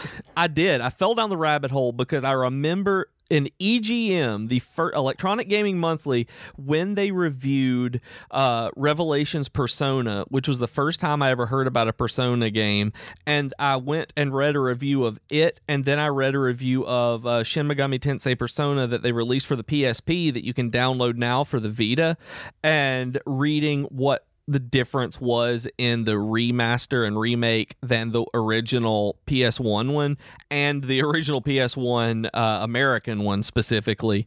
And it's just like, when I do that, I know that I'm in it for the long haul. That it's like, I can't not include this game because of everything I've heard about it and the way that it's making me just want to play it. Like, it's made me step away from Overwatch. It made me step away from Dragon Quest XI because it's so good. And I was really into that game. Like, that's what I planned on playing over my long weekend, and Persona 5 just stopped me in my tracks and just did not let go. Like, it is. And it's so stylish. Like, you told me it was so stylish. It's so stylish that it's hard to play initially. A little bit. Yeah. Like, I didn't understand like what the menus said and how they worked. And I'm like, oh my God, they've this aesthetic is going overboard.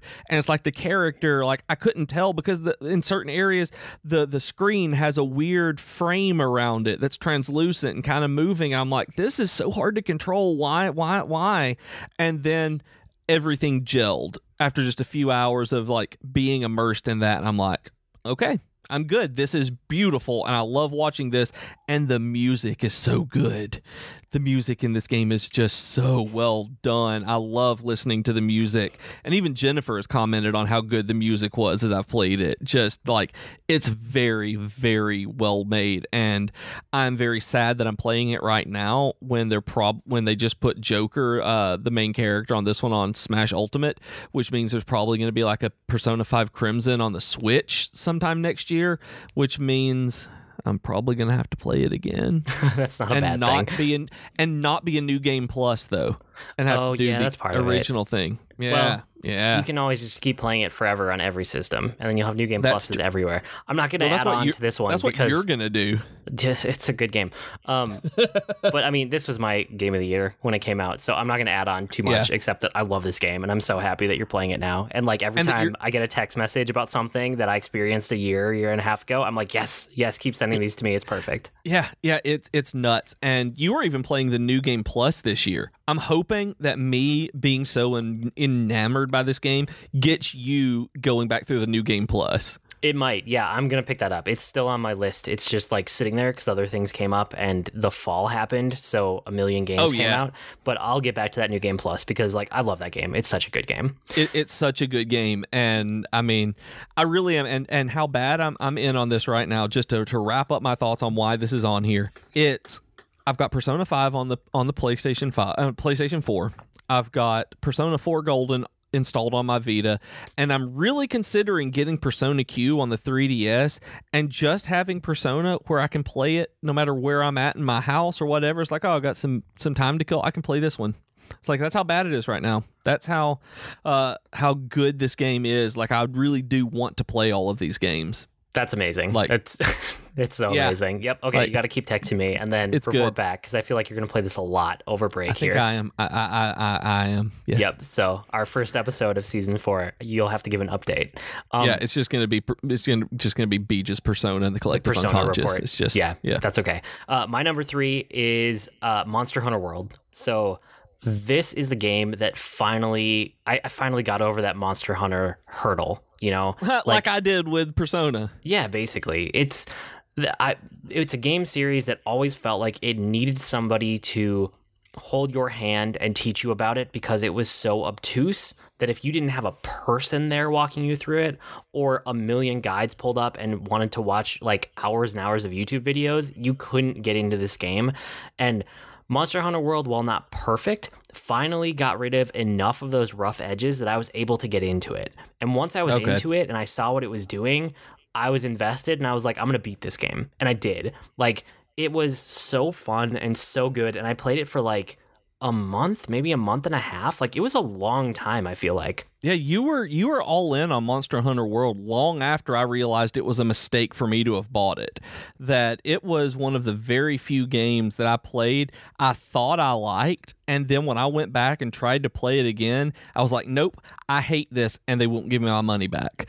That was one that I really wished I'd waited on but everybody loves it. Like, I really am so a loner on this that I've not found anyone who really dislikes it. And I think it's just that core loop that it's so repetitive over and over again, and the fights are so long that the running away back to their nests and things like that really started to bug me, that I like a little bit more instant gratification. Yeah, and there's something about like having to learn the monsters, and it's things that I've heard people say for years, right? And I finally like got the experience that they've been talking about that was always like out of my reach because of all the systems were just so annoying. And now that they smoothed the edges, it's like, oh, I see, like I finally got far enough into it to get that experience that they've been talking about. It's all about like learning the monsters, learning their habits and what they do, because they're creatures that are interacting in the world. And now that it's on PS4 instead of being on handheld like it was in the past, the zone isn't split up into all of these like micro zones that you have to load between every time a monster leaves or comes out or like zones in, basically. It's just full and it's expansive, and there's no loading between sections, and you just walk wherever you need to go. But because of that, you get to watch the monsters wander organically and interact with each other and see like what they're doing in the environment and learn about them, but then also like learn their attack patterns, learn how to dodge them, learn like where not to be because you will absolutely get killed, you know, that kind of thing. And then there's a whole aspect of mastery of the weapon of choice, right? So I tried a bunch of weapons, but I just loved the longsword, and I got really good with it by the end of the game. And this was one of the games that like I managed to line up a little bit of free time and play with friends a few different times, like really good online friends that I don't get to play with nearly enough. And they were all playing it too. And there were a few nights where it was like, oh, you guys are on, I'm going to jump in. And we played together, even though the multiplayer matchmaking is just garbage in this game. And it didn't matter. Yeah, it really is. Like, it didn't matter because I had so much fun just playing through the game and beating it. And like, I didn't even feel like it was repetitive. Like, I know that that's a big complaint, and I know that was one of the things for you. I didn't really replay any of the missions until I got right near the end game. I basically only did each of them once, and that was enough to just kind of like, oh, I could get like one piece of armor or one piece of weaponry.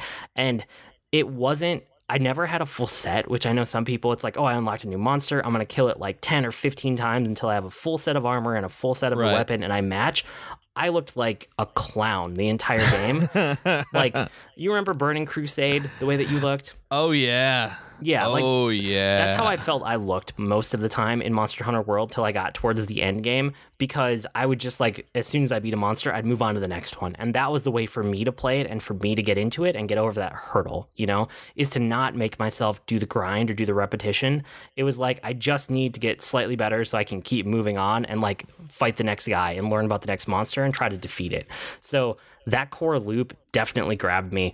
I'm all in for the next Monster Hunter game that they release, Monster Hunter World 2. I wouldn't be surprised because it's Capcom and they're not super original with titling. But whenever that comes out, I'll be on it for sure. And I just want them to keep like refining and iterating and keep smoothing out those edges, because there's still a lot of rough edges, but I had so much fun with this game. I'm so glad, because it, like I said, it was one that I bounced off of, but I hear so many people still going back to it right now. Like, I'll log on Twitter and I see somebody say, I need to do this on Monster Hunter. And I'm like, my goodness, that was a long time ago. But it's something that's keeping people's attention. Yeah, it was like right at the beginning of the year. And it took over for like a month and a half. It was crazy. It was awesome. Yeah, it really did. So then our second is our second, because both of us have number 2 as the same game. It's Spider-Man on PS4. Spider-Man! Yeah, which I feel like, based on your history with Spider-Man and the fact that you bought the PS4 with Spider-Man in mind, you should probably go first here. Well, I actually don't have a whole lot to say about it that I haven't already said, because I haven't beaten it yet. That it's one that I work through little by little. It's one of those open world games that I really enjoy, but for some reason, the combat in it, everything is good about this game. Don't get me wrong. Like, there is very little bad about this game, but the combat is so twitchy for me that I end up being like, okay, I need to not have something this fast paced right now. And so I tend to go toward the JRPGs because they're a little slower paced in combat than that. But the game is just about perfect. I mean, from the web slinging, the voice acting to exploring, being able to just do really whatever you want to, listening to J. Jonah Jameson do podcasts, it's just so well crafted. And then when I saw that like they're leaning in on this Spider-Man thing for the Gamerverse, as they're calling it, where like they introduced this particular Spider-Man and Peter Parker into the Spider-Geddon comics. Like they made Spider-Geddon #0 about him being recruited into this interdimensional crisis that's going on, and they brought this Peter into comics canon. And then if you haven't seen Into the Spider-Verse, the movie yet, right? You Not never yet. went and I'm saw it hoping yet? to over break. Okay, so it's magnificent. Like, it's great, and we're going to go into that, like, real hardcore during the beginning of the year episode. But this one, like, they even have the suit from this one in Into the Spider-Verse. Like, this one is not something that they're dropping. They know they did well on this one, and I'm so excited to work my way through this one, because even when I log on and don't play for more than like 10 minutes at a time, I have fun with it, and it's just so good. It's Spider-Man. It's since the first PlayStation. I remember those old Spider-Man 1 and 2 games, and I remember like Spider-Man and X-Men in Arcade's Revenge or something like that for the Sega Genesis. It's like, and the old Spider-Man Sega Genesis game even, it's like you always want this game, and you feel a little like Spider-Man in those, and this one is just like, nope, I'm Spider-Man, and it's perfect. Like, this game is brilliant. So you can speak more to the end of it and everything that goes along with that. But I like don't the disagree story, with anything you said. Like I think all of that's true. It's just that the core of it for me, the piece that worked for me, was the web slinging, like being Spider-Man, right? Yeah. It's rare to find a game that makes you feel like the character that you are playing. It happens sometimes, but I don't think most superhero games ever nail it, and this one just nails it. Like, you feel like Spider-Man. There's nothing like web swinging out there. Like, it's a one-of-the-kind travel mechanic, and one of the best things about open-world RPGs, or open-world games in general, is when they do traversal in an interesting way that it makes it fun just to get from point A to point B. And I know I said this when we did the full episode about Spider-Man, but I only ever fast traveled to get the achievement, so I did it like 5 times total. I think there's one for the tutorial, and then I did 4 more times to unlock the achievement, and that was it. I never fast traveled again in this game, because I would always rather just take the time to swing from point A to point B, because moving around is so fun in itself that, like, that makes the game for me. Like, it's that good. And on top of that, like, using that to explore was a huge part for me. Like, I loved getting all the backpacks. That was probably my favorite side mission in the game. Not only did they like tie back to interesting story bits and like the comics and things that had happened in the past, because this Peter's a little bit older, but using the web swinging and just like exploring the city to find these things was huge. I love that. It was a ton of fun. It was like the right kind of exploration for me, where it's kind of goal oriented, like you have to accomplish a thing, but you're still getting to explore at the same time. That's great. And then the other part is the story. And so this is probably where I can weigh in a little bit more than you, because you haven't beaten it yet. But this is one of my top video game stories of the year. And I did not expect that from a Spider-Man game, from a superhero game at all, you know? Yeah. The story it totally worked for me. It was great, and it felt like really smart episodes of an ongoing series that was like, we caught it in media res, right? It didn't start here. We don't have to deal with the origin story, which, you know, bugs me every time we have to go back and do an origin again. I think it bugs everybody at this point. I think so. I think other people are getting there, and the creators are finally catching on.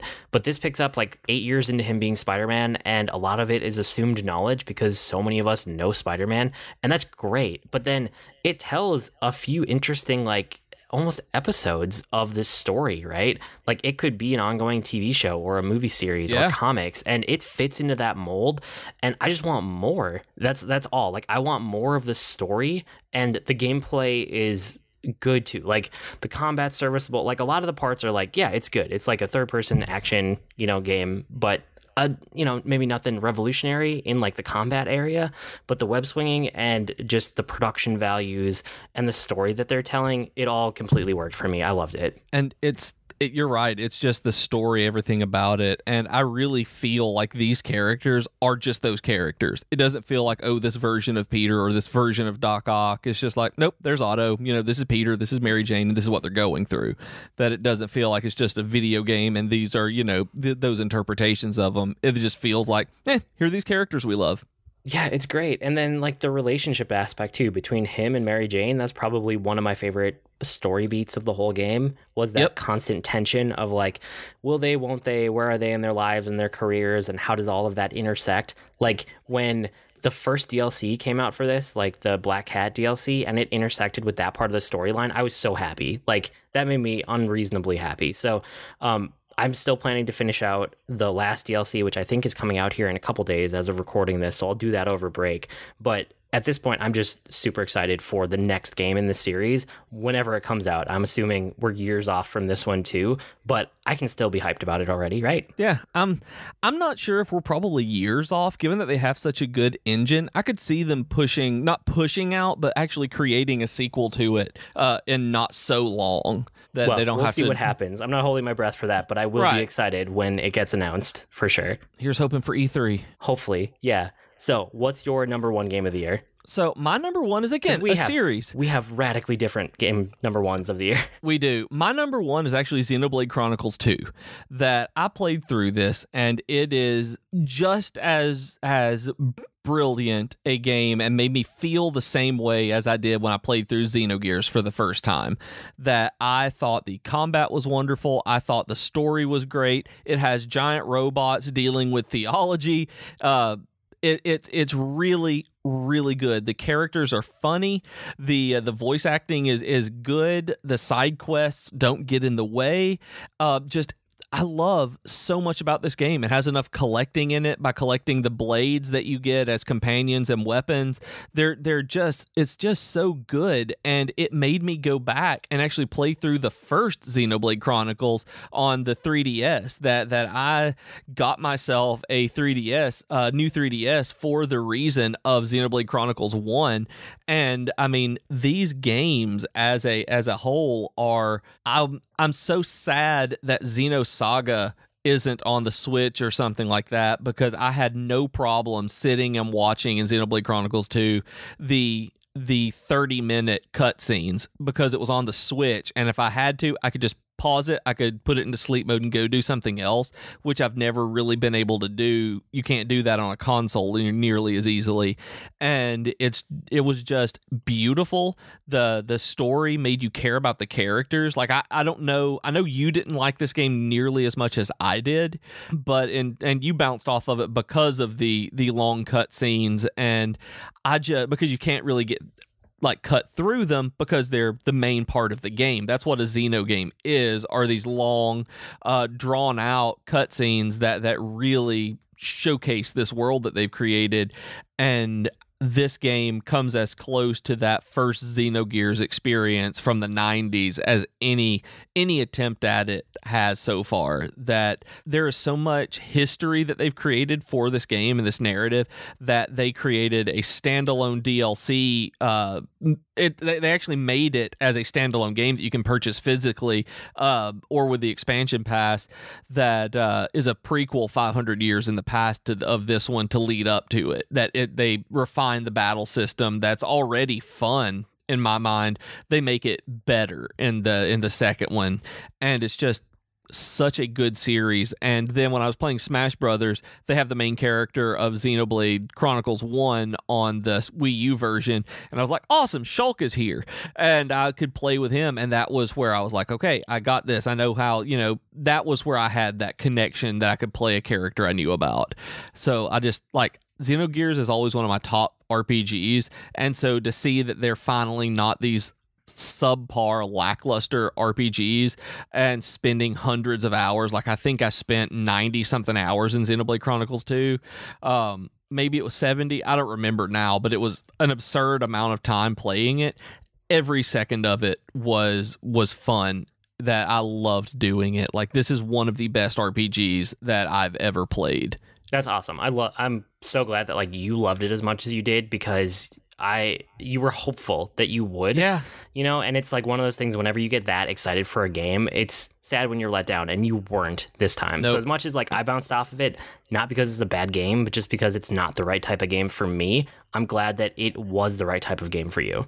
Yep, it was. It finally hit that balance in it's not a turn-based game, but it's not an action RPG either, that there are cues and different menus that you have to use, but at the same time you're controlling your character all the time. And it got me because the better system is in Xenoblade Chronicles 2. I was able to go back into Xenoblade Chronicles 1 and appreciate what they had done in it, because I'd seen it done better and where it went. I was like, okay, I know the basics of this because I understand how to do it better than this. So I like playing them out of order, and the stories don't really intersect, even though they intersect that you learn at the end. So good. I'm glad that it worked for you and that you loved it so much. Yeah, super good. Good. My number one of the year, this is one that snuck on the list kind of at the last minute, which is weird that it came out of nowhere for me, even though I knew this game was coming, but it's Hitman 2. So yeah, this does not surprise me even a little bit. No, and it's, it's iterative of Hitman 1, but like Season 1, Hitman Season 1, never made it onto my Game of the Year list because it fell into that weird period between years when we, like, after we record, but before we start the next one. And I think that at this point, after we record this, like, anything from this point on is fair game for next year. I think you and I are over that, it having to be locked to the calendar year. But at the time, we weren't. So this game, like, wasn't eligible for the year where it should have fit in. And I have to make up for it because, like, I loved that game so much. And the thing is, Hitman 2 includes all of Season 1. So this was perfect. Which still blows my mind that they remastered the Hitman 1 levels and everything with it. Like, do all the challenges come over with it too? Like, everything from Hitman 1? Everything comes over with it. So, I mean, this is my chance to, like, fix that past mistake, because not only is Hitman 2 an excellent game, but all the Season 1 content is here. Either if you own Season 1, it just comes over for free. If not, you can pick it up for like $15 or $20 and just get a whole extra game worth of content added. So that being said, knowing that it's like both of them together, this is probably one of my all-time favorite games. It's not like I could never actually say like X game is my top one. Like one, I don't do that, but yeah, I know the ones that are near the top, right? I know the ones that are like, this is probably one of my all-time favorite games. This is in that category. There's no question in my mind, it's easily in the top 10 if I had to make that list. And it's like, it's a video game and it knows it and it leans into that in the best ways and it just embraces it. There's nothing in here that's even remotely realistic, but it's so fun because they don't care. They just make it work. And it's systems on systems that you have to learn so that you know how to break them. And breaking them is just like, it's a joy. It's basically you learn the level and then you replay it. And it's so weird because like I'm not one to replay content over and over, but there's something about this game that gets me okay with it because you learn the level and you learn all the basics. And there's a lot of like really nice tutorial. Like if you want to turn it on, it'll kind of hold your hand a little bit to walk you through a few different ways to beat the level. So you start out with that and then you go, okay, I know the basics. I know how to get from point A to point B and how to get into these different like costumes and disguises to like kind of get where I need to go or pick up the right things. And then you start looking at the other challenges going, how would I do that? Like, what do you mean I need to dress up in a mascot outfit and get like this weird weapon to kill somebody on the other side of the map? And you have to start really thinking about like, okay, I use everything I know about the system to completely break the way that this is supposed to play out and execute some crazy kill. And that's what's fun about it, is like the mastery of the systems, and it takes time, like you can't just walk into it and be good at it. I was better at Season 2 or at Hitman 2 than I was at the first one, just because I had the experience. But even then, like there were times where I was just stumbling through, especially my first time on each map. And over the break, I'm really hoping to just like dig in more on a couple of my favorite maps and just like replay it over and over. Because like with Season 1, Paris was my map. Like I just played that thing to death and I got like all the achievements in it because I loved it so much. So I'm kind of trying to figure out which map I want to do that with, but I highly anticipate just having time to dig in and just play this game a bunch over the break. Like this does not surprise me even a little that you loved it and fell in love with it, unless they had done something completely wrong with this sequel. I can see you playing this one through all of the events that they do that when they start, because they kept updating the first one because it was an episodic release, and this one I think they're still doing regular content updates, aren't they, where they're going to be giving new levels and new challenges all the time? Yeah, I already beat the first elusive target, which was Sean Bean, which is hilarious. Yeah, awesome. It was great. So they're going to do that. There are more elusive targets, and there are the escalation missions. I didn't even talk about those. Those are so cool. Do you remember these from season 1? I vaguely remember those. Explain those again, especially for people who haven't heard about them, because I remember you talking about them a lot, and I cannot quite place exactly what they did. Okay, so it's a series of missions that build on each other. So I'm just going to make this up off the top of my head. But let's say there's a target, and you have to kill her, and you have to do it with a pistol, right? Like that's the first step, is kill this target. And then the second step is, well, kill her with the pistol, but do it in this certain outfit. Okay, well, you do that, and you figure out how to do it. And now it's kill her with the pistol while wearing this outfit, but you have to be on the other side of the map from where you've been doing this. And then it's kill her with the pistol on the other side of the map while wearing this outfit, while also doing XYZ or not getting spotted, or you have to distract somebody else with a totally different method. Like, it builds on each other, and it's another way that makes you learn and master the systems step by step, and it's so interesting. That idea is great. Like, is there a point at which it stops with the escalation missions? Do they stop adding things to it? Yep. Yeah, you can beat them. So there's an end goal, which is another thing where it's like, I know that I'm goal driven also to some extent. So to know that there's like an end there that I can get to, and I can get good enough to like beat that escalation, like that's huge for me too. Yeah, okay. That makes a lot of sense, because if it were kind of a roguelike, just keep going until you get to a point where you can no longer do it, I could see that being really frustrating. No, I mean, they're all handcrafted. That's the thing. Like, it's not procedural. Like, there's a set number of them, and they've all been thought out, like the way that it escalates, and they're just so fun. So yeah, I love this game for all the reasons we talked about with Hitman Season 1. I still love it for Hitman 2, and it has to be number 1 on this list. There's no way it's not. Yeah, there's not at all, especially like you said, with the way it kind of fell through last year when we were able to talk about it at the time that you played it, at the time that you were still playing it, just everything about it. Like when they released this, it was a foregone conclusion that this was going to be at the top of your list. Oh, it's such a great game. Okay, that's about it for tonight. Probably our longest episode of the year, after I add in all of the parts that need to go in here too. You guys can write to us with comments, suggestions, or feedback. Our email address is geek2geekcast@gmail.com, or reach us on Twitter @geek2geekcast. We also have longer discussion threads on our subreddit at reddit.com/r/geek2geekcast. And we have great discussions also on Slack and Discord, so you can go to discord.geek2geekcast.com or slack.geek2geekcast.com to hang out with us. And we are part of a podcast network, so head over to geek2geekcast.com to see all of the shows. I blog at agreenmushroom.com, and you can find me at grnmushroom. That's green mushroom without the E's on Twitter. And I'm on Twitter as Professor Beej. That's Beej with 2 E's, and I blog at geekfitness.net. We've been Void and Beej with your Geek to Geek podcast. That'll do it for this week. See you next week, geeks. Bye.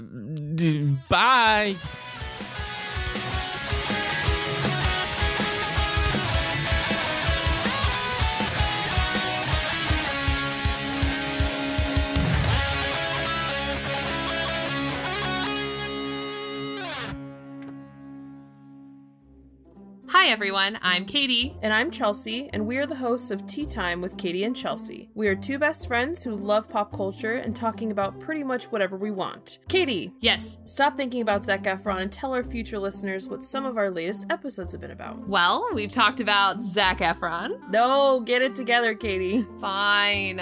We've talked about fan fiction, classical literature adaptations, favorite TV couples, and so much more. So grab your cup of tea or whatever your drink of choice is and download our podcast today. Hi, my name is Joe Hogan, and I'm a geek. And if you're currently listening to this, there's a good chance you're a geek too. So check out my podcast, Geektitude. Each week, I talk with somebody about their geek aptitude. Sometimes I talk to people in a geeky profession. Sometimes it's someone doing something really cool with their geekiness. Often it's another geeky podcaster. But it's always someone who wants to share their inner geek. So join me each week as we come together to geek out about all the geeky stuff we love. And remember, this week, keep it geek. You can just talk to me in the test. Basically, you just want to talk into the microphone. Hi, So Dad. You want your mouth to be not too close, because do you see that? Yeah. That blows out the mic, and then that means that I can't use that audio. Like so you want to this? be about this far away. Like that? Yep. And then look at me while you talk. Hi, how's it going? Good. Are you excited to record? Yeah. Will this be in the podcast? I don't know. Do you want this little bit to be in the podcast? No. What if I hide it at the end of the podcast for people to listen to as like an extra special end of episode thing?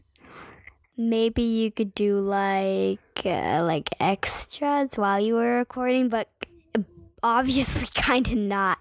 So I could do like an extra at the end, maybe? If you want to. Okay.